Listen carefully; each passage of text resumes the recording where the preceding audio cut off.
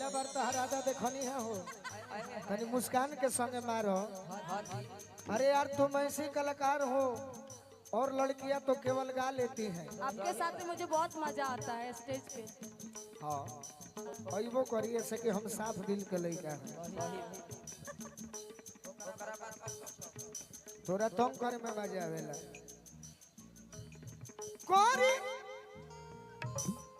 मिलल हमारा तुम्हारा ओस मारुए देह नहीं हर के आइल जोश दस बड़ू